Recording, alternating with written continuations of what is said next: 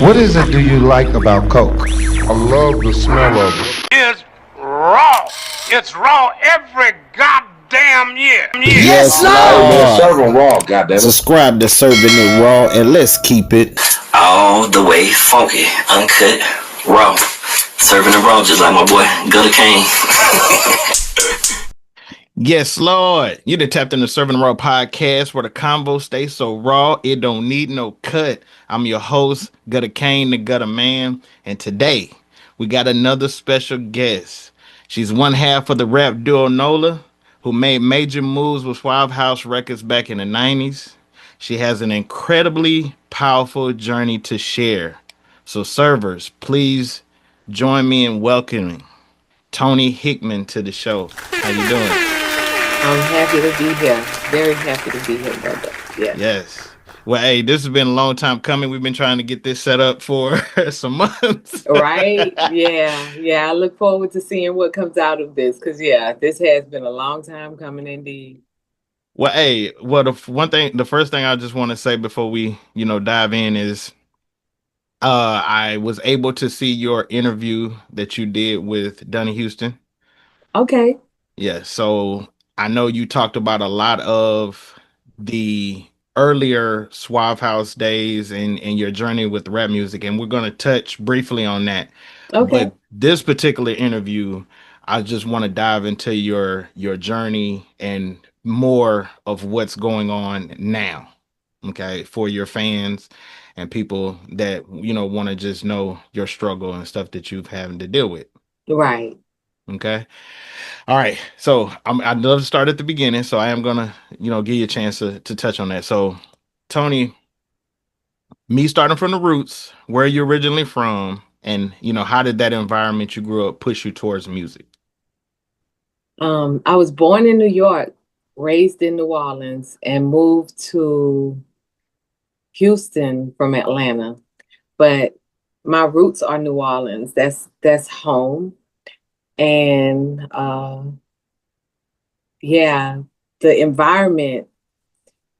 My mother was always very educated. She used to work for Essence Magazine, Chamber of Commerce, Federation of Churches, but she had a flip side too. And so we often lived in the hood. We never were not in the hood. If we weren't there, it was only temporary circumstances.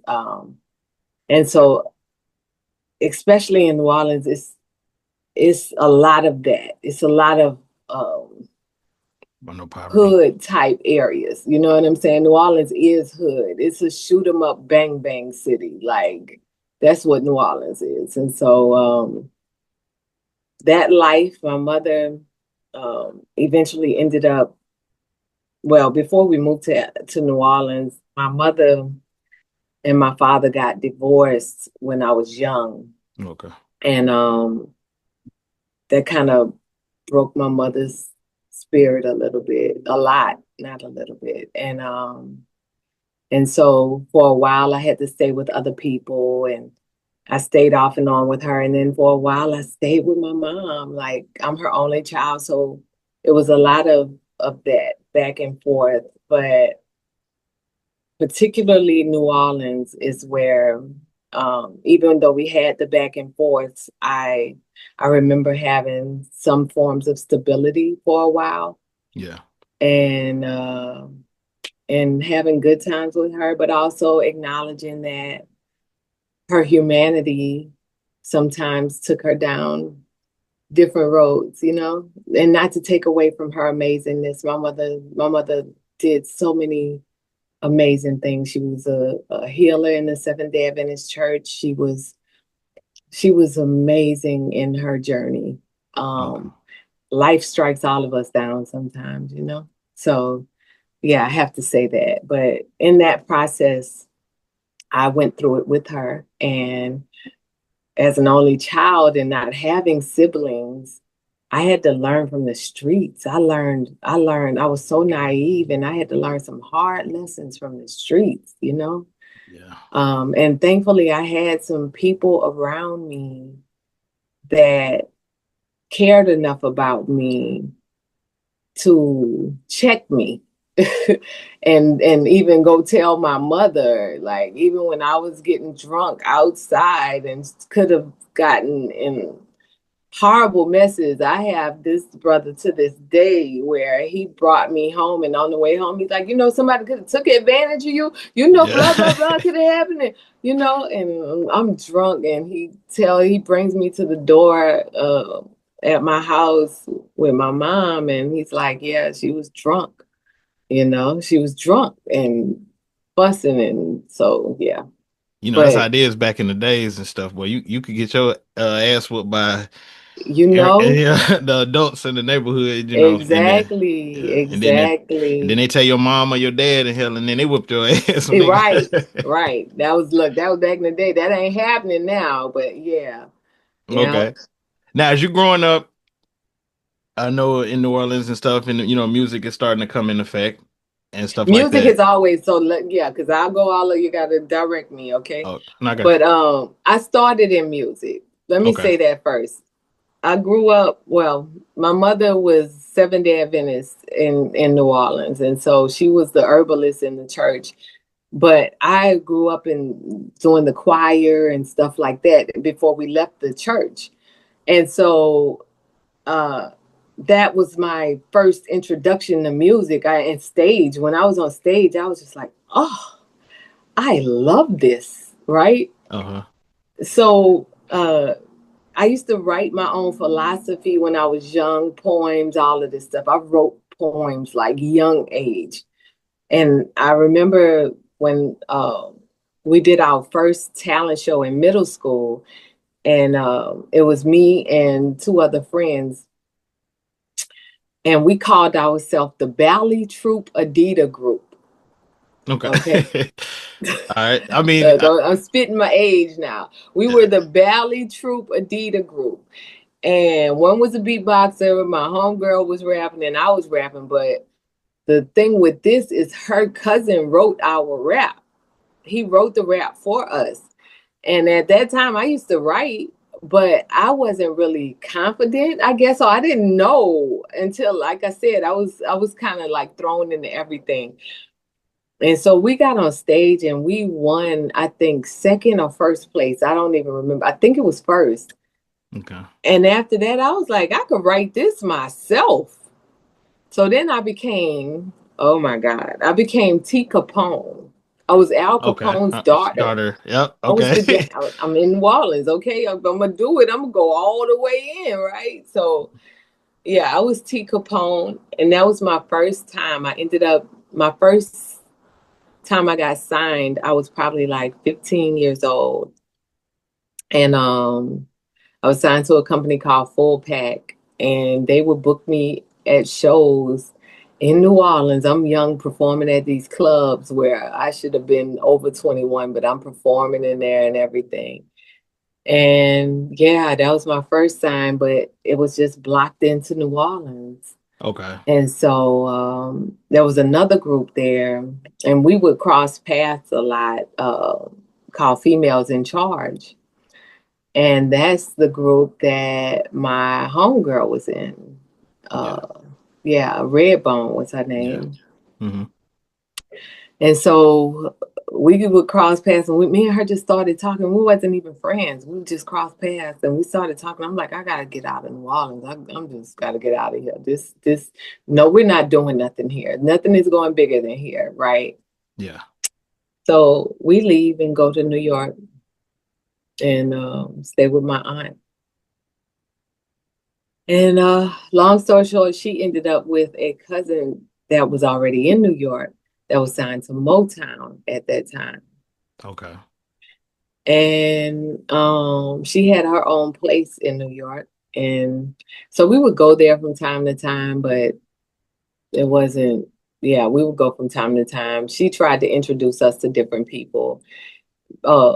Granted, I'm like 6 feet, 6'1". It's an argument. I'm really tall. Okay. And she's really short.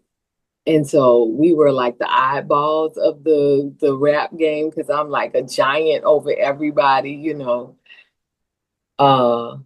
And so we did that for a while, and we almost got signed to to Jive Records, and they gave us a demo deal. And so in that demo deal, we were supposed to work with T-Mix. Okay. So that's how that started. That thread started. And but then once we did the demo, and because we was working with a couple of producers, but once we got almost done with our demo, and we didn't work with T-Mix now. Okay. But are y'all Nola at this time? Yeah. That we came up with the name Nola in New York. Okay. Because Nola stood for New Orleans, Louisiana. Gotcha. We were the first one. Now Nola is a common name for it, but we're the ones that came out with that. Okay.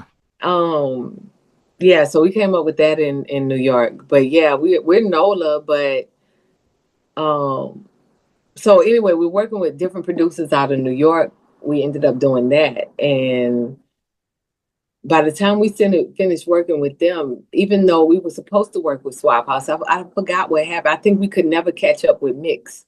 Okay. But by the time we finished our demo, the Ghetto Twins came, right? Yep.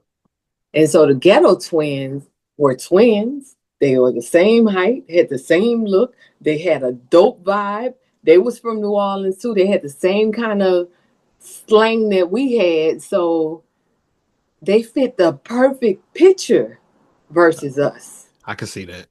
Because we was like, a giant and a short person, like that was hard to pair on camera, you know what I'm saying, in their minds. Yeah.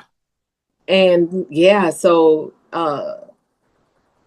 we kind of she went back to New Orleans, I stayed in New York, and I flew back to see my mom, and Suave House happened to call my mom's house. And I was like, oh, I'm shocked, because me and her, like I said, we were friends, but we weren't we had became close in New York because of everything we went through. Yeah. But we had kind of separated or whatever. We was just doing our own thing. And when I got back, they were like, well, call her on three-way. So we rapped on the phone, three-way with this brother named G. Wallace. No, Draper ended up getting on the phone. Tony Draper. Yeah, he ended up getting on the phone, and shout out to Tony Draper. They flew us out the next couple of days. We was back in Houston doing paperwork, and that was a wrap. All right, now, came up in that iconic era, obviously of Southern hip hop, and you signed the Suave House, so we just spoke on that. But so, what was the experience like from the inside, being around that movement, that energy, and that talent? Because Nola was signed there. You had Tila, you had Mr. Mike, yeah, Ball and G, so. Mr. Mike was the first song we did. He's the first artist we recorded with when we got there. We recorded probably a couple of days after we got there, and we recorded In the Midst of the Smoke. Tonight you've been led by a ghost. Yeah. So that's me on the hook. Too. Crime Boss was on there too. Yeah. I don't want to leave him off. Oh yeah. I ain't gonna lie. Suave House had a solid roster of talent. Yeah. Yeah, we did. Yeah, but yeah, it was dope. And you know what? A lot of people could go in, I guess, starstruck, I guess, but both of us was already New Orleans famous. We wasn't really on that star. Okay. Oh, you just a person to me. I'm not caught up in who you are. You know what I'm saying? Yeah. So we went in with that mentality, and yeah, that was pretty much it. Okay. Now, before I switch gears, what actually happened at Suave House that dissolved that? Was it the Suave House label itself separating dissolve from what? The reason why Nola didn't go to be as big as I feel it was a little bit of everything. It was, okay. I wouldn't say it was one thing. Okay. Suave House was Tila ended up leaving. I don't know if you remember that. Yeah, he left and went to rap a lot. Yeah. Mm-hmm. So Tila left, and they were having inner conflict with the artist. It was just a lot of stuff coming up to surface. You know, I'm not here to point fingers with anybody, not Draper, not nobody. I'm never gonna shit on nobody, right? No, I got you. Because like, first of all, we just do too much of that in this world. But furthermore, like, we all had to grow and learn the mistakes of our insecurities, our greed, our needs, and all of us made mistakes in that path. And yeah, and through those mistakes we had to learn hard lessons, and ultimately that's what happened with Suave. We had to learn some tough lessons. And I would say Draper probably had to learn the toughest lesson, but you know, because of it, he has become something even greater. He's doing amazing things from what I've heard. I haven't talked to him, but I know he's doing a lot of great things, and that's how life works. Right? Yeah. Well, two things. One, I do want to say to you, I appreciate, well, you and Redbone, obviously, I appreciate the contributions that you gave to hip hop. Thank Okay. you. Yeah. Thank you. Yeah, that's very warranted. And then the second thing, I just want to point out to people, I don't think a lot of, I think that's probably why I be kind of um devil's advocate when it comes to like the newer artists, because I don't think people understood how young all, like when you talk about hip hop in the 90s, how young all these artists were. Like, We really were. yeah. So it's whether you talk about you or Tila or 8 Ball, or if you talk about a Nas or a DMX or a Yeah. Jay-Z, or if you go to the West Coast, you talk about Dr. Dre or Snoop Dogg. A lot of them is like late teenage, early Yes. 20s. You know, like I said, Yes. you know, Tupac died at 25. So Yeah. Suge being as big as he was, or Jay Prince, you know, Tony Draper, all these, or even We were Master all P. young. Yeah. Yeah. So I get it. You know, I get it. And a lot of mistakes, you know. It gets made out of ego. You're Yeah. still growing, you know, you're growing through your trauma of your childhood and everything. Like, yeah, we all went through a lot and made a lot of mistakes and became because of it. You know, me and Red are super cool now. We're so cool. And I'm cool with T Mix. I'm cool with, like, you know, everybody. I never wasn't cool with T Mix. We just, you know, we worked and then we didn't work. That's just how it worked. And that's it. But I promise on everything I love, I wish everybody peace. I wish everybody growth. Like, after everything I've been through in my life, like, I could never speak ill on nobody. Every time I would fix my mouth, I have to look back at myself. That's what's up. Well, we fixing to dive into what you've been through Yeah. and let people know, because you got a hell of a testimony. Okay. It's like I'm over here, like I said, I've read a lot and looked at your background and stuff, and I'm like, you know, like, damn. And the fact that you're so positive after all that still, like, you're not like, woe is me, and feeling sorry for yourself. Like, you're still pushing, doing videos, doing, you know, working out videos and stuff like that. And so now your story includes surviving 2 brain aneurysms Mhm. and a stroke. Mhm. Okay. And that's something that would change anyone's life. So how did you, let me rephrase that. How did going through all that shift your perspective, your purpose, and just the way you create and do stuff now? Mm. Well, the first aneurysm happened in '04. I had just moved to Atlanta and we were starting Suave House Atlanta. Okay. And yeah, so I had just moved to Atlanta and that never happened. So I was working with a lot of big artists in Atlanta because, you know, a lot of people knew who I was, and that's what they knew me from, my music. And yeah, so I was at my mom's house and yeah, I had my son at that point. And so I was at my mom's house and my son went and told my mom that something is wrong with mommy. something is wrong. She's not acting right or something like that. And my mom came in and asked me, did I want to go to the hospital? And I said yes. Now, they had to go take me to several different places because no hospital in Atlanta had a bed. So I'm literally in the ambulance going from place to place because nobody had a bed, right? So that's luck in itself because I'm bleeding in the brain. And most people die from aneurysms. Yeah. The first one. The first one. Okay.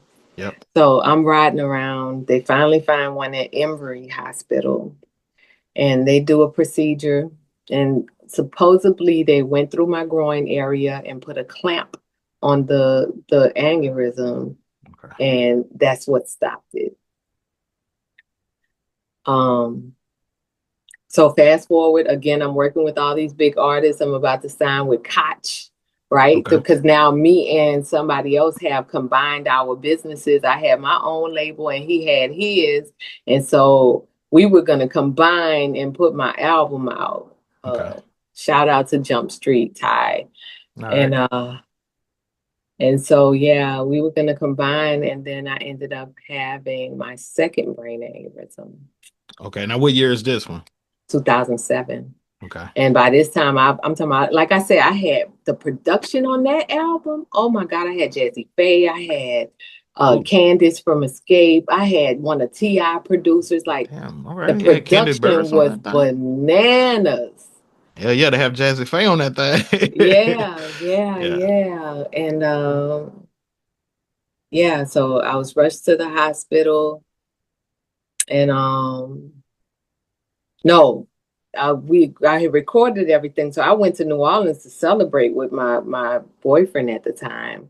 Okay. And so I'm out there and his mom made me some vegetarian rice. And so I'm eating the rice and, and all of a sudden I got sick and I'm thinking now with the first aneurysm, my symptoms was throwing up. I kept vomiting. And so after I ate the rice, I started feeling like I was vomiting again, Okay. And I'm just like, oh, I must have food poison because there's no way in hell I'm having another brain aneurysm. Like, who does that? You know what I'm saying? Yeah. Now, not I don't mean to cut you off, but now Please. were there any changes that you made in between the first and the second one? As far as like maybe eating different or nah.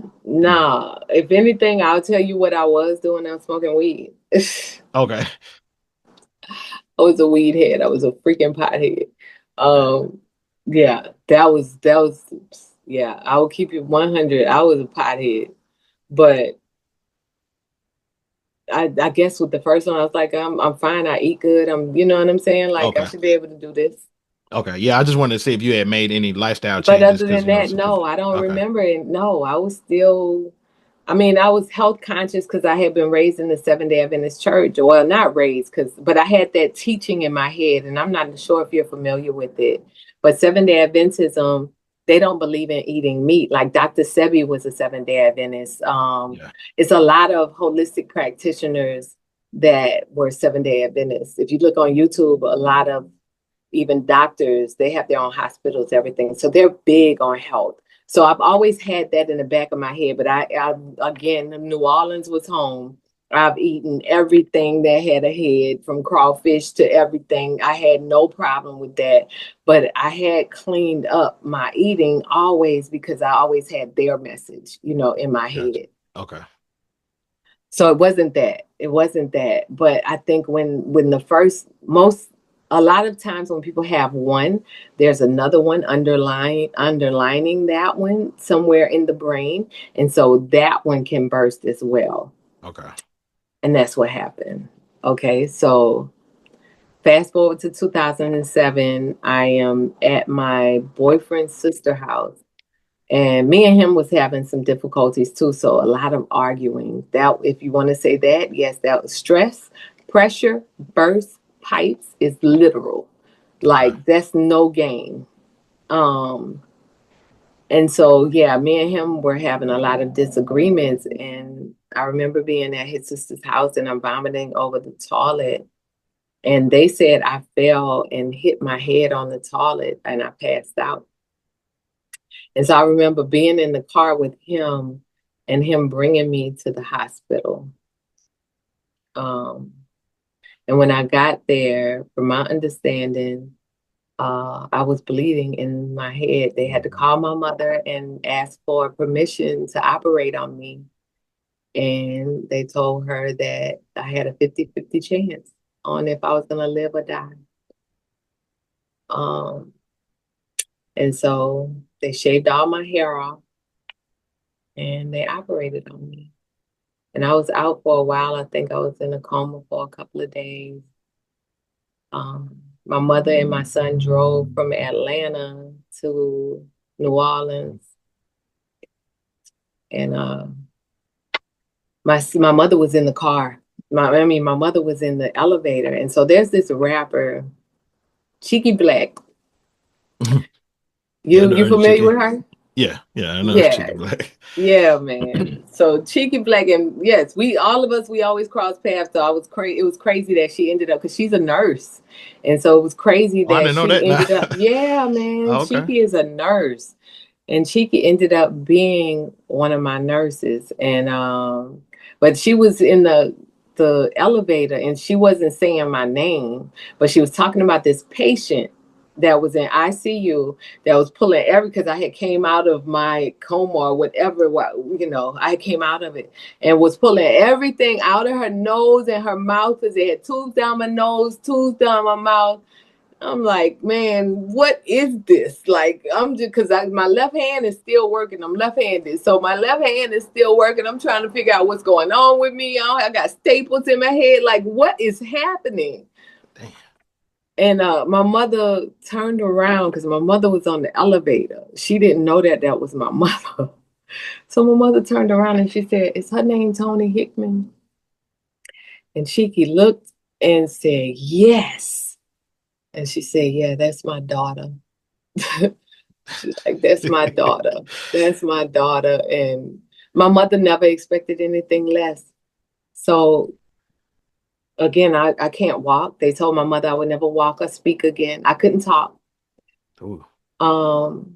And they told her I would never walk or speak again, and that they should put me in a nursing home. Damn. And so my mother said, if my daughter gets her brain right, she's going to be all right. And so we need to get her in therapy. Okay. And my mother was right. My mother knew I've been stubborn all my whole life. It's just, that's who I am. My mother is stubborn. So, yeah, so they get you in therapy. She sent me to therapy. She sent me to therapy. And, earlier you complimented me about being so positive. And I say this a lot on my videos, because I don't want anybody to ever get me twisted with confusion. I deal with my darkness. You know what I'm saying? Like, I know we all do. I deal with my darkness. I just try and alchemize it. I try and get past it, because I understand why people can get in their ruts and go in their darkness and feel like there is nothing left for them to do, or lose hope. I can understand that. I was there. Yeah. I felt like that. I felt like I'm a person in a wheelchair. I can't walk. I can't speak. And finally, when I could talk, my mouth is like this. So I'm looking in the mirror and I'm like, "You're ugly." I'm looking at my what I saw, and I felt ugly. I felt ashamed. I felt, because that's me living superficially. That's me not understanding where beauty comes from. That's me just thinking I am just my flesh, right? Mm-hmm. So I'm looking in the mirror and I'm just like disappointed. And I went into depression, like major depression. I was suicidal. Like, and nobody talks about that. I'm not Guns N' Roses. Like, yeah. I was suicidal. I was ready to just be out. And how'd you pick yourself up out of that? Because I didn't pick myself out of it. I didn't. What? This nurse came in my room, and I was like I said, I was in a dark place. And this nurse came in my room, and she said, "Why are you crying?" And I said, I'm a rapper. I've done all this big stuff. And again, I'm talking about the superficial, right? So at this point, I've gotten my voice back. I'm still talking like this, but it's coming back because for some reason, even when I was in the wheelchair, even when my mouth is to the side, I always was smiling. Like people always made me smile. And I think the smile is what helped even my mouth back out. But my nurse Because you came haven't in. had a stroke yet. No, I had the stroke when they were operating on my head. Oh, okay. So while they're in my head on the operating table, yeah, while I was on the operating table, Okay. this is the second aneurysm. While they were in my head to fix the aneurysm, Rhythm. my body went into shock and I had a stroke. I had never had high blood pressure. I don't now. Okay. And yeah, and that's what happened. Okay. Yeah, I didn't know you had the stroke at the While I time that was you. on the operating table, yeah. Oh, okay. Yeah. So she came in there and the nurse came in and like I said, I was in a dark place. I'm crying like I'm ready. Like I said, I'm ready to go. I'm just ready to end it all. I'm in there plotting, right? The nurse came in and she said, this is making me emotional. I'm sorry. The nurse came in and she said, why are you crying? And I said, who is going to want a rapper that is in a wheelchair? There's no rappers in wheelchairs. There's nobody doing this, right? Nobody's going to want to sign me.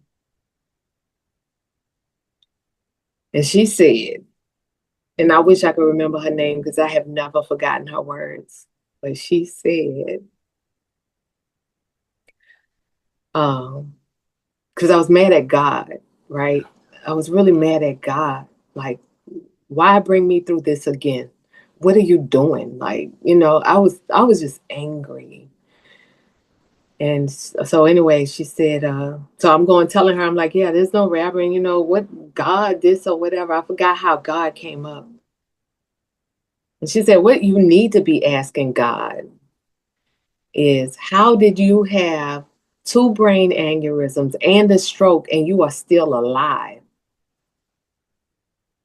And I had never thought about it that way. But I was still in my pity party. I didn't want her interrupting my pity party. So I just had to marinate on what she said.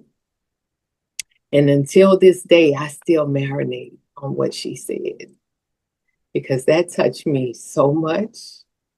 It changed. Oh, why am I getting emotional? I tell this story all the time. I don't know why I'm getting emotional today, but Yeah, let God speak in you. that what she said to me is embedded in me. I live my life through that now. So yeah. It's okay. Look, you're right. Look, this story needs to be told, and only you can do that. Yeah. You just getting the tears. I tell it all the time. I just don't cry. Look, Oh, so look, this is special. I told you this is gonna be a special. we locked in. We locked Hey, in. okay. So yeah, Look, that is what shifted me from eventually from darkness to purpose and figuring out what that meant because what I've learned it meant what I took it then to be is not what I take it now to be, okay. if that makes sense. Yeah. So, but yeah, that's what helped shift me. And then eventually, while I was in there, well, the moment I was in there, I'm like, I'm not going to be in a chair. I'm not going to be in a wheelchair. That's just not going to be my reality. And I would have spent the rest of my life trying to get out of that wheelchair because I knew it wasn't my reality. And so my I was laying in the bed and all of a sudden my toes, I could move my toes and I was like, Got the feeling back in your toes. yeah. Yeah. And then my leg, I started feeling like these jolts, like my nerves were like firing or something. And they started putting me on the treadmill. I spent 3 months in therapy. That's a long time. I mean, and I wasn't in therapy like, outer therapy. I had to live in the vicinity. I was waking up, going therapy, going back like from occupational to physical therapy. Yeah, and speech therapy, because even when they wanted me to talk and I couldn't say anything, and my mother wanted me to say what, because my mouth was so dry, I had these tubes because of, being in a coma for a while. My mouth, everything was dry. So I'm like, I need water, but that's what I thought I was saying. They couldn't understand. So my mother gave me paper. And when she gave me the paper, I wrote, I wanted to say water with a W, but I wrote an M. Okay. So, and when I finally started speaking, I had something called aphasia, where like my thoughts weren't coming out like I needed to, because there's a lot of survivors who go through strokes and they come out with aphasia, and it's this thing where our thoughts get scrambled up. So we want to express, but we can't express it. It doesn't come out right. Yeah. Yeah. So my uncle had a few strokes, and okay, so you know what I'm talking about. Mm-hmm. Yeah. It's like your brain is telling you, like, you almost feel like you're saying this or writing this, but that's not what's actually coming out. Yeah. Exactly. Yeah. So now, what point did you? Where was it? Okay, what time frame are we talking when you were able, like, the speech came back? And the speech came back the speech gradually came back. Okay. So the speech came back probably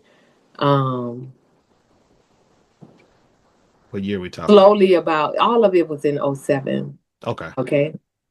So, but it came gradually, probably over that week that I came out of ICU. The speech started coming back, but my brain was not there. Like, I had to go through speech. So even in speech therapy, you're still taking math lessons. You're adding 2 + 2. You're seeing how to think. You're putting pictures together to help your brain format how to think again. Okay. If that makes sense. Yeah. So yeah.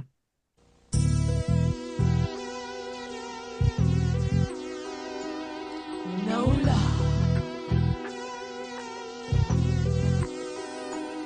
I feel myself sometimes trapped in my own world. I feel myself sometimes trapped as a little girl. I feel myself sometimes not knowing where I want to be. I feel myself sometimes filled up with envy, cause I can't get the job. Should I rob?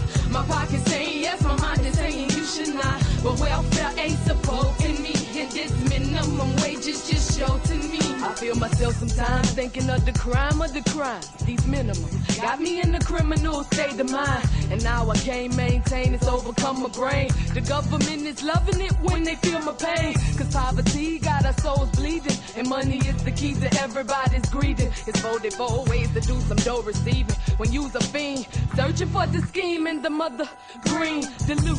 Now let me throw on my black suit, and me and my crew gon' do a robbery or two, but true, cause if you dare, I don't really care. I'm tired of being broke, it seems life just isn't fair. Let's sit back and think, let's rob a bank, and anybody stepping in the way is getting sprayed. Behave, bank teller, where the money dweller. I'm sick of cleaning clothes so stupid like Cinderella. It's getting to the point I can't deal with myself, but this is really how I just feel with myself. I feel myself sometimes trapped in my own world. I feel myself sometimes trapped as a little girl. I feel myself sometimes not knowing where I wanna be. I feel myself sometimes filled up with envy, cause I can't get the job. Should I rob? My pocket's saying yes, my mind is saying you should not. But welfare ain't supporting me, and this minimum wage is just shorting me. Mr. Officer, how you do with your badge and suits? Wondering what this girl here is up to, huh? Is this a friendly visit, or am I just another black statistic on your hit list? Cause when you look into my eyes, can you tell? I be disguising myself for other people's wealth. If you can't, let me paint a picture of it clearly. If I'm guilty, no questions, lie detections, regretting. Only those who chose to cross up in my section. Confession, I ain't afraid to do ya. Cause prostitution in the project seem to be this girl's only future. So put the money in the bag, don't push a button. Making any types of moves, all of a sudden. Even if I hear the wind blow, you gon' have a meeting with them nice folks in the clouds, bro, for sure. I'm tired of being broke, busted and disgusted. At the end of my rope, labeled as a no job, out to rob. Stealing much wallets, spreading violence, silence. Listen to the ticking, talking of the clock and watching security guard attempt to play hard. No time for fright. Once we pull this heist, try and change my life. If the price is right, if the price is right now. Come on. I feel myself sometimes trapped in my own world. I feel myself sometimes trapped as a little girl. I feel myself sometimes not knowing where I wanna be. I feel myself sometimes filled up with envy. Cause I can't get the job. Should I rob? My pocket's saying yes, my mind is saying you should not. But welfare ain't supporting me, and this minimum wage is just sheltering me. I feel myself sometimes trapped in my own world. I feel myself sometimes trapped as a little girl. I feel myself sometimes not knowing where I wanna be. I feel myself sometimes filled up with envy. Cause I can't get a job. Should I rob? My pocket's saying yes, my mind is saying you should not. But welfare ain't supporting me, and this minimum wage is just sheltering me. Nola. See, that's how I be feeling sometimes. You be in another state of mind. You be trapped in your own little world. People can't understand. They wonder why you get high. You know what I'm saying? You be trying to escape from reality. You know, you be doing bad, your pockets broke. And people can't relate to how you be feeling. You left off talking about the nurse giving you the best advice of your life, which is most definitely an accurate statement. Yeah. Because God pulled you through. Yeah. So do you want to fill in the time between that and in 2021 you won the Emmy for The Rising Yes. Phoenix, which is the And title track for the Netflix documentary. right. So my biggest thing, and that's why I said her message stuck with me. But my biggest thing that I had to realize is I'm not meant to be a part of this industry. This industry that is existing now, the music industry that exists now, is not what I need to be focused on fitting in. I need to be focused on fitting in what aligns with my spirit and what I give to the world. And so 2021, we were dealing with COVID. You remember all of that was going on. Oh, yeah. That 2020 sucked. Yeah, for a lot of people. Yeah. And so out of the blue, because I was in this place of like figuring out my next steps. I'm always like that. And out of the blue, well, first of all, I was a part of this group called Crip Hop. And Crip Hop actually focused, I'm not a part of them now, even though I'm cool with everybody. I'm just not a part of that group anymore. But Crip Hop focused on artists with disabilities. Okay. And so the people who were doing the film contacted the owner or the part owner, which was Leroy Moore, and asked him to give them artists. And so he sent all the artists that was on his roster, and they picked me. And then they picked like 2 more people because they wanted to make it a group event. And so, and pretty much that's how it came up. So I was told to come up with the hook, and then I wrote like 2 of the verses that are on there. So it's like, it's a lot of me throughout that song. But yeah, that's how it happened. And I had no idea that song was going to end up winning an Emmy. Like, no idea. Yeah. Yeah, and it changed the way I look at things a lot because a lot of people still don't even know that I'm an Emmy winner, right? Like they have no idea. But furthermore, it also reflects on how the world sees people with disabilities, right? Mm-hmm. That's just the reality of it all. And I spoke about this last night because I ended up performing for an organization last night, but the idea that we see people as people with who we call it ableist, but as a person that has all of your mobility, it's so easy. I did it to look at somebody who has a disability, and you don't do it purposely to say, okay, you're lesser than me. You don't ever want to say, oh, that's on purpose. I just know you're lesser than me. But it's psychologically there. It's psychologically there where we are thinking like, yeah, you're lesser than me. And so because of that, I'm greater because it's always going to be that thing. It's unconscious, but it's there. And I see that in the disability community often. And that's what this taught me too. It taught me how prejudice is beyond color. Yep. And I've had to witness it like firsthand. I've witnessed it. I've witnessed when people saw that my mobility in my right side was not as dominant as my left side, that it took me away from positions that could have granted me access if I had full mobility. And not because that position demanded it, but because of the concept of greater than, less than. So, Okay. yeah. Now, do you have the Emmy Award within arm's reach? I can go get it. You want me to go get it? You damn skinny. Oh, there you go. See, yeah, I want people to visualize it, see it, read that. Hold on. Hold up. I'm trying to find the camera on this thing. Yeah. Okay. And put some There. light on it, you see? Yep, there you go. Yeah. Yep. And it has my name on it and Yep, everything. right there. Toni Hickman. Yep. Lyricist, Rising Phoenix, Netflix. Yeah. Yeah. Ooh, Yeah. that's one. Congratulations. Thank Congratulations, lady. you. All Thank you. righty. Keep it right there where you can see it. Okay. Yeah, I keep it right keep there you can see it. Yeah. it. All right, now you stepped not only beyond music, you've written several books. Okay, you've written A Man's Cry for Help, Chemical Suicide, Stop Eating the Wrong Shit, which I love. But what made you, want to write, and what conversations were you hoping to spark with these books? Chemical Suicide was the first book I wrote. Okay. And the reason I wrote it is because I went to the doctor to get my brain scanned to make sure I'm okay. And the doctor told me to stop putting chemicals and perms in my hair.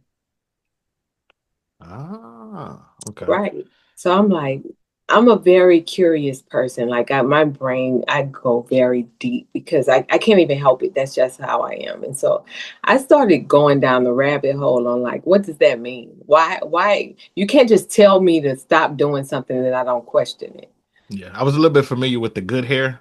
That you remember that Yeah. docu? Yeah, and they kind of talk Yeah, about some of that stuff. But yeah, but go ahead. exactly. And I hadn't seen it. I think they came out after my book. Yeah, I can't remember what year it was, but I know Chris Rock pushed it, and then Mm-hmm. they actually talked Yeah, it about came out this. after I think my book, but um yeah, I know it's about the similar. I've never seen it, but I know it's similar.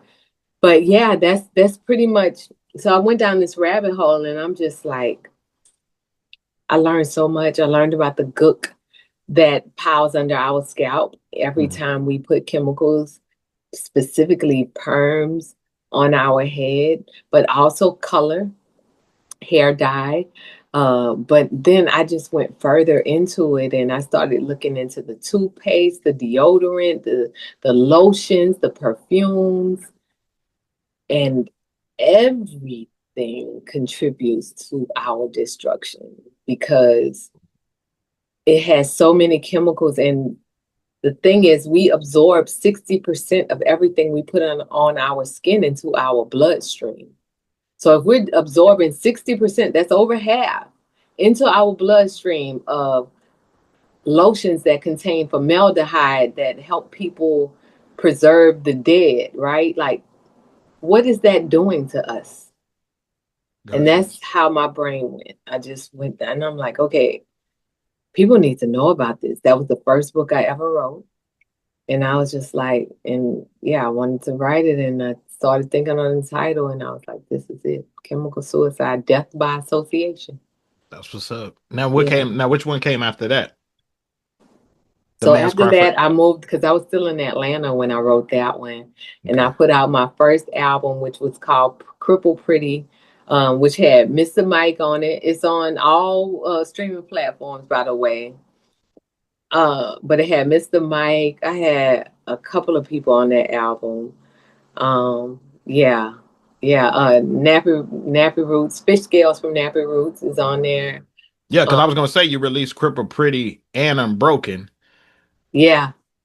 So you were doing so you was writing the books and doing albums around the same time. And I'm still doing it. I'm telling you, my life is amazing. I trip off of myself sometimes, but Okay. yeah. So, yep, that's what I had, an album and a book, and I can remember I was telling, and I'm gonna go into the second book, but I finished the book Chemical Suicide, right? And I had finished Crippled Pretty. Okay. I finished it. Now, at this time, we selling CDs, so we have to get them printed out. You know what I mean? We could put them in stores, or we sold them out of our trunk, because that's what I did. Yeah, buddy. And so I remember my mom asking me, well, where are you going to get the money to put this stuff out? I said, I'm just going to produce everything, and then it's going to come to me. I told my mom this. Now, she's the same person who used to make me read the books As a Man Thinketh and all of this stuff when I was young. So sure enough, once I finished, this is so amazing. So once I finished, yes, this man contacts me out the blue. He's like, yeah, I'm familiar with you, and I've heard a couple of things you did, and we're starting a new thing now. He ended up, and I forgot the name of the label, but it was a label that was strictly supposed to be online, like an online label. It was something new they were trying, but it was the same people who had put out CeeLo. What his other name? That made me crazy. Oh, is it no? Is it Gnarls Barkley? Yeah, I think so. Yeah. So they put him out. It was supposed to be I thought it was him and another guy was a duo, and then that was the name. Yeah. Oh, see, all I know is I remember that because he was like the dominant singer. Yeah. I think that's how it went. I don't quote me on that, but I think that's how it went. Hey, I'm gonna ride the wave. I have no idea. I just remember they were the same company that he was signed to. Okay. And it was online. So I was like, oh. And they gave me just enough to put out the book and the CD. And I was like I just told my mother, I'm gonna get the money. I just gotta finish the product. I'm gonna get it. Yes, Lord. So yeah, I had to get that out. But yeah, after that, I put it out and I moved to Houston. Okay. And so Houston is where I met my teacher. Her name is Dr. Akua Gray. And Dr. Akua teaches holistic health from Ghana and from Houston, Texas. Okay. Amazing woman. And like I said, my mother was already an herbalist in the Seventh-day Adventist Church, but my mother wasn't a certified. She didn't go through the teachings or anything. She just was intuitive and knew her stuff. And to a degree, I knew what my mother knew, but I wanted to know. I wanted to have everything under my belt so I could know more. And so I soon as I got here, I met her, and I eventually enrolled in her class and ended up becoming a certified holistic health practitioner. And so after that is when I wrote A Man's Cry for Help. Okay. And I wrote that book because, first of all, I have a son, but also I have dated and I have watched men and how you guys have been taught not to cry, not to allow your emotions to come out. But if they're not coming out, then they're staying in. And that is what can contribute to sickness. It can contribute to so much disease because men are holding in so much frustration because the world taught you that you have to be strong. And one of my spiritual teachers, he just passed away, but one of the things he used to say is, if men weren't supposed to cry, we wouldn't have tear ducts. Ooh. Message. Yeah. Right. Yeah. It's, it starts when we're young and stuff, because Yeah. when we fall, and then your mom or your dad be like, "What's wrong with you?" and you crying and stuff like that. And they be like, "Oh, Yeah. you all right?" And Yeah. so, but they never teach you, not just the parents, but nobody in general, as you get older, never teaches you how to handle emotions. Right. And so that's why you have a lot of guys that, like if they are in a strong relationship and they have a misconception between control and love. And so they end Mm. up, thinking that me controlling the woman that I'm in a relationship with is love, and it's not. And then and then you have some situations where the man come home and let's say the lady cheated on him or whatever the case may be, he ends up killing her and stuff like that, and or killing the whole family and stuff like that Yeah. because he just The doesn't know how to, rage. yeah, the rage, he doesn't know how to handle that. And so yeah, Hmm. so yeah, I get exactly what you're saying. I have the statistics in that book, and I think it was in 2013. It's been a while since I looked at it, but 70% of the suicides in that particular year were men. And they killed themselves violently. It wasn't even just like, I'm gonna take some pills and be out or whatever. No, this is like guns to the head Yeah. or like brutal, and that's an example of the rage that happens when you keep holding in emotions. And that's for everybody. We've been taught that we have to be so tough in this world, and holding on to emotions, it grounds us in anger. So you can end up becoming a very angry person if you don't know how to handle your emotions and let it out. Yeah. And I think it does need to be taught, but I also understand that like women and men have taught our boys that like you have to be tough. And while I understand that, like y'all are the strength, y'all represent, the backbone, y'all are the muscle of society, but that does not mean that you are not supposed to shed. You're not supposed to release so you can keep your strength, not take it away with rage and let it eat at your soul. So, yeah. Yeah, I'm at a point where, like I said, I can hear people like when they talk about their struggle and their pain and stuff like that. Like even earlier, there was points when you were talking about the brain aneurysms and stuff like that. I felt where like times where I wanted to, I cry about it too, like just from, and Mhm. I'll smile to keep from doing that. But I was like, that's why when I had to stop, I was like, we gotta take a break.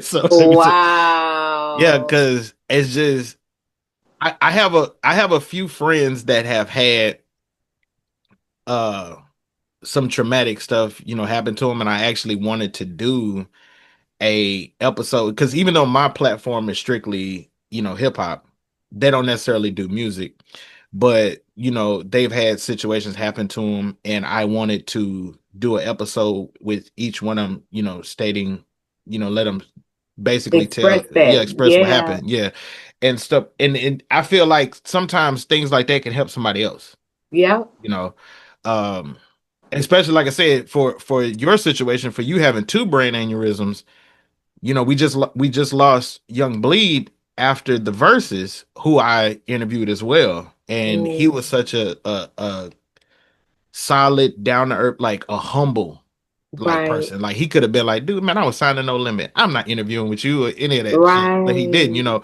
And I got a chance to have one of his not his actual final interview, but I had one of his final interviews before he passed, and that's, you know, that was his situation. And so, you know, his son is picking that up now. And Yeah. so, but it, yeah, it's just yeah, yeah. So you had me kind of touchy and stuff, so I had to step away a little bit. But Oh, so that's what that was about. yeah, Okay. yeah, that's what I'm saying. Like I had No, to take a and I little break. receive, I mean, and even if you're not comfortable like shedding on camera or whatever, I respect that. But the thing is, like, I think, and it's something the whole world does, but we have so much rage in the world, and half of it is because men are holding on to a lot of anger. And the anger is resulting from not having healthy environments or not creating healthy environments in our lives that men can actually express their emotions without feeling some kind of way. Like, I think it's so important um, for men specific, especially at the times that we are in this world, to be able to express without feeling the pressure of like, I have to be strong. Because when you don't express, even though you can hold the muscle strength, that actually makes you weak. It makes you weak in your spirit because you're not being bold enough to be your authentic self. And your authentic self wants to shed the tears, you know? That's look, you had no disagreements from me on that. I'm with you on that one. Now after that it was Stop Eating the Wrong Shit, as well as you wrote you had the album Unbroken. Well, I had the album that went with the book too. With I was the first person to do a soundtrack to A Man's Cry for Help. Okay, So that has its own album. as well. Yeah, Okay. that's why I say I did it again. Okay, you did it again. Okay, Uh-huh. got it. Yeah, but then so Stop Eating the Wrong Shit. That was my final book. Okay. And I wrote that book because I started dealing with a lot of stress in my own life, right? Mhm. And so it's so easy for us to look and say, that person needs to stop eating this and stop eating that, and, stop eating this. It's not good for you. But really, when we are eating the way that we do, we're not eating because we're hungry. Nobody's eating a snack because they're hungry. You're eating literally because you want to taste food.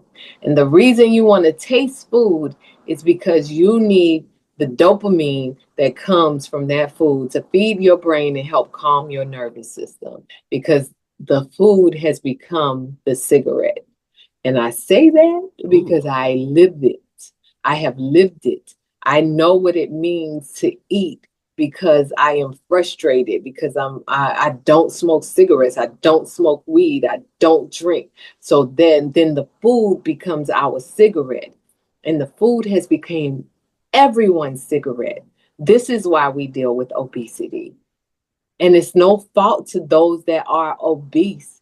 It's the world that we live in. And because they are not indulging in everything else, and or they may be indulging in everything, it's because people are stressed out. And just like I said before about A Man's Cry for Health, no one no one has been taught how to deal with stress, how to deal with our problems. We've just been told to tough it up. If you're crying, like, why you're making it so much? No, we're dealing with a heavy environment, and nobody has taught us anything. We have adults that are telling us to fix ourselves when they've never fixed themselves. So yeah. Okay. So the Stop Eating the Wrong Shit stands for it's an acronym. The S stands for the Standard American Diet, because it is the standard American diet that is making us suffer, specifically in America. Okay. The H is for high blood pressure. because most of the time the standard American diet that we are eating is containing way too much added sodium, and that is what is contributing to the high blood pressure. Yep. So then it leads to the eye, which is inflammation, and inflammation comes from high blood pressure, from all the diseases that we can constantly have from eating these foods that are unhealthy for us. And the T is for toxins because it ties it all in. It's the toxins that we're taking in. That's the shit. That's the shit, literally. All right. Literally, yes. Well, now, well, thank you for that body of work, all of it, because your books are on Amazon. Yes. So, and they're all on sale right now for $9.99. And Chemical Suicide is the only one that is under Alika Hickman. I didn't put Toni Hickman on that one, but Okay. But if you look up Chemical Suicide, Death by Association, you will see my book. All righty, y'all get y'all ass up and get to getting it. So all y'all readers out there, yes, yeah, get on it. Okay, now I got to hit you with a classic hip hop question. always, all good. Who's your top 5 favorite rappers? Dead or alive, or even now? Either way. Yeah. Lauryn Hill, I have always just loved her. MC Light. Already. Yeah. And Light as a rock. It's hard for me to just narrow down to 5. I can't front. That's this, but let me see. You got 2. I know, because it's different people I rock with at different times. Like one minute I have favorite albums versus favorite artists. You know what I'm saying? Yeah. And I have to add this third one in because I just like this person as a whole. But they're not hip hop, but they are hip hop. And that's Erykah Badu. Ooh, yes. Yeah. That girl is multi-talented, man. Yeah. She's just dope. I'm still trying to get her incense, but okay, that's a whole nother story. I know. Look, that's for y'all, right? Yeah, that's strictly for y'all. And then let me see. So how many I have? 3? Yep, 3. Yep. And that's a sight. I ain't gonna lie, you got a hard 3. Shit. Lauryn Hill, MC Light, Erykah Badu. 2 more. Is there anybody on that playlist when you working out? But my playlist changes. I like okay. albums versus just art. If we say artists, that means no matter what they have, I'm gonna just be rocking to it. Gotcha. And again, this person is not a rapper because I have to put this on there. Mary J. Blige. Okay. And for the 5th one, I'm gonna say top 5 favorite artists then for you. Yes, please, because I can't do just. And what's crazy is like I listen to some hip hop. I listen to a lot of alternative music. I listen to a lot of different stuff. So, but my last one, I'm gonna say. No, you know what? We can remove Mary J. I'm gonna say Kendrick Lamar. Woo! All righty. Yeah, Kendrick Lamar, and then damn, I just had the other one on my tongue. Scarface. Yes, Lord.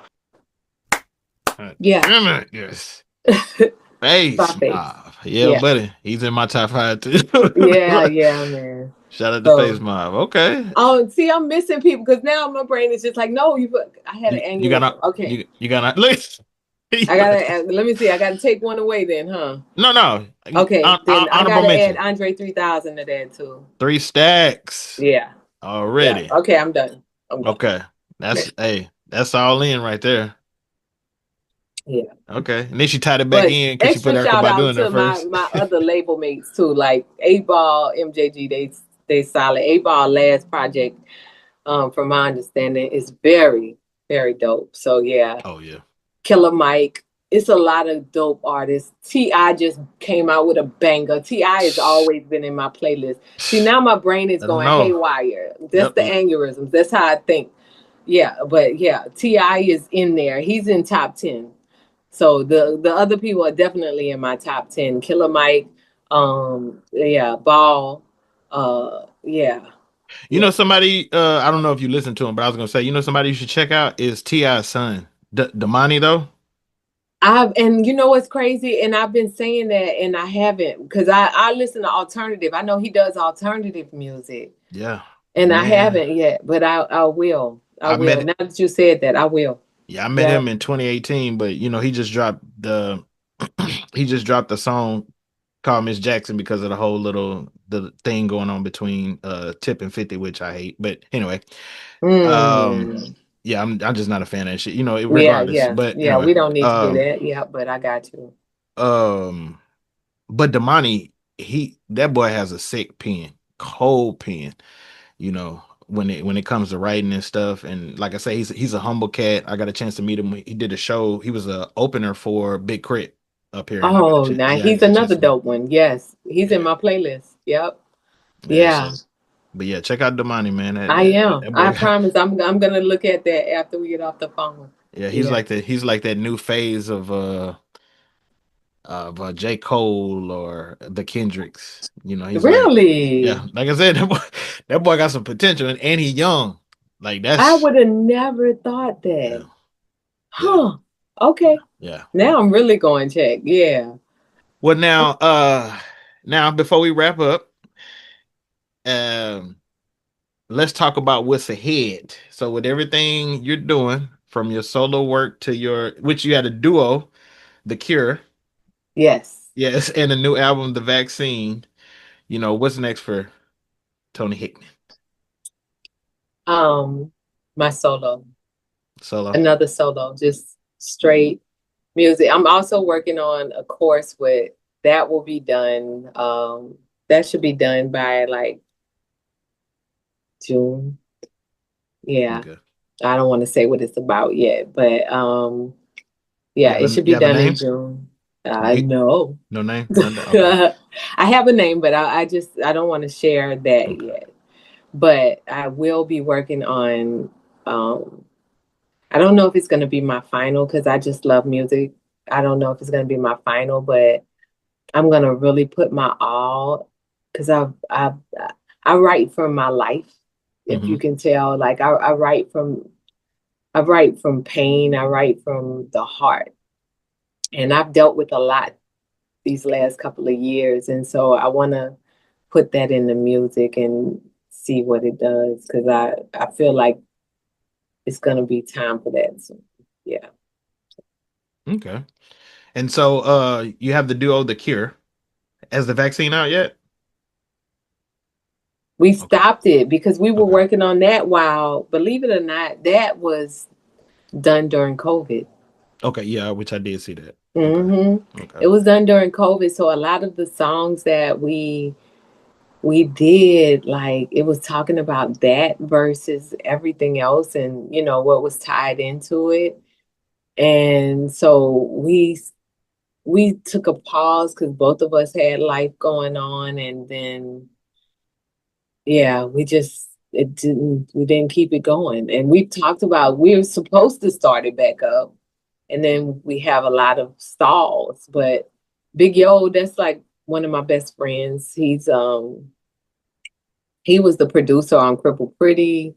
He's helped produce a lot of the stuff on Unbroken. I think him and his brother did most of Unbroken. They've done the majority of my albums. So shout out to Martial Law Productions, straight out of Memphis. And they have an album out, a family album. His family is so talented. So they just dropped an album. So look up Martial Law on all of your tunes too. But yeah, all of your streaming platforms. Okay. So yeah, that's what they're doing. And like I said, I'm gonna produce it myself. I'm gonna do a solo album. Okay. And I'm looking forward to it. I've been playing with producing. Like, I don't know if you heard Congo when I did that. I think I have. There's about the war in Congo. Yes. Yeah. So I produced that. Mm-hmm. Okay. All right. Yeah. Well, hey, from Gutter Cane and CIRV'N IT RAW, even if you have your own garden, we're going to give you your flowers today. I For appreciate that. yeah, for your for your hip hop contributions solo, and obviously before that with Suave, for your ambition, for your stories, for your books, for the albums that you've placed on us and stuff like that, and the everything that you've doing to keep people empowered and stuff Thank like you. that. Yeah, we want to give you flowers on that. So I really do appreciate that. Can you let people know how they can reach out to you? Which I'll also have your Instagram and stuff in the description. Okay. Yeah. Yeah, and if you want to book me for anything, for a verse or speaking or whatever, or just dig into my story, which my website is currently being redone, but it's still up. And it's tonihickman.com.